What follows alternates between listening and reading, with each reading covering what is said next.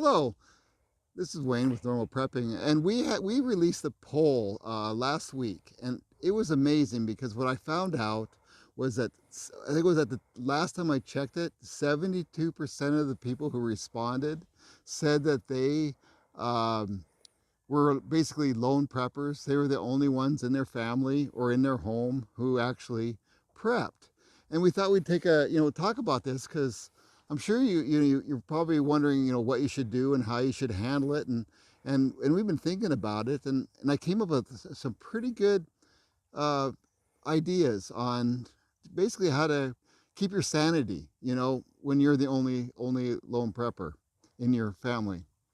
Well, the way I look at it is this: my mom was saved everything.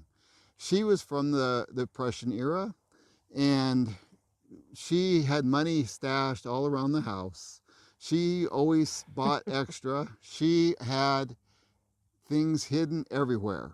We never looked at her as a prepper, and we didn't even really realize she was doing it until after she passed away, and we started finding all these little stashes all over the place.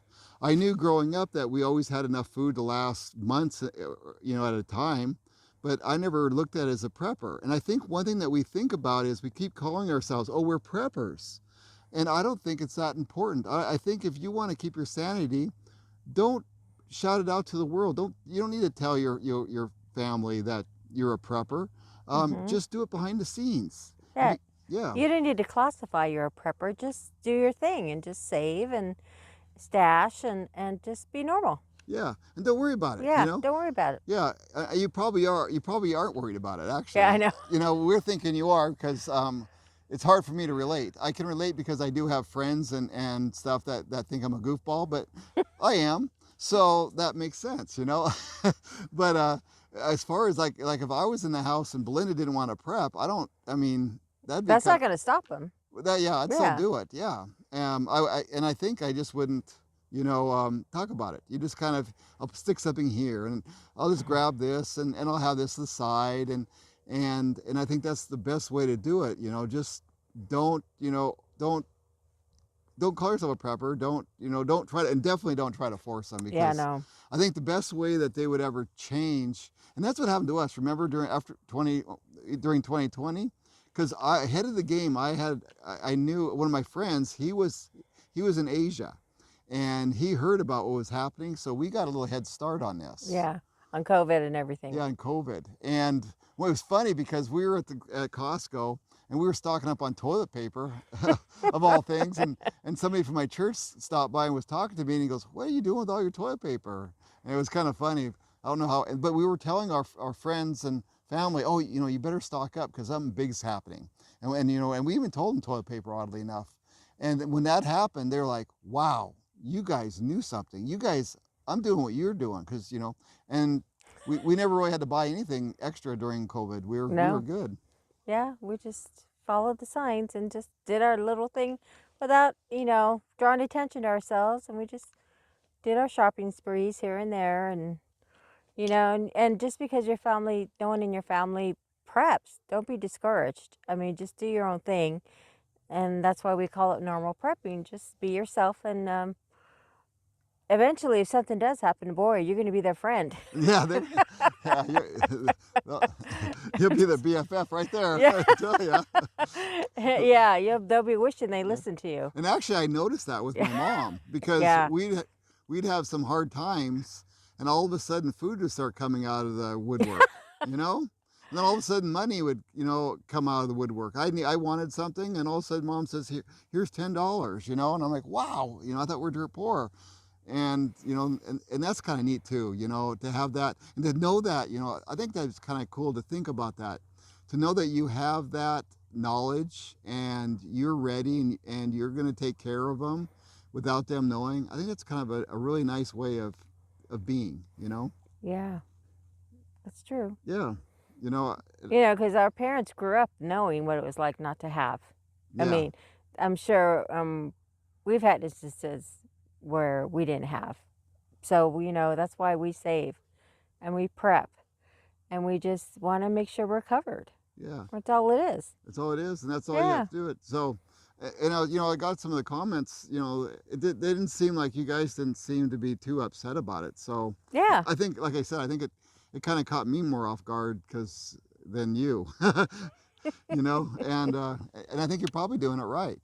Just stay low. Yeah. You know, kind of gray man. Just do Do your your thing. thing. Get stock up on your food. Yep. Buy your essentials. Flashlights and all this stuff. And have a garden in the summer.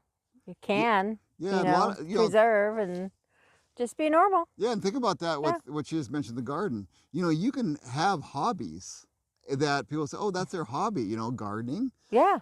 and they won't realize what you're doing, you know. Yeah.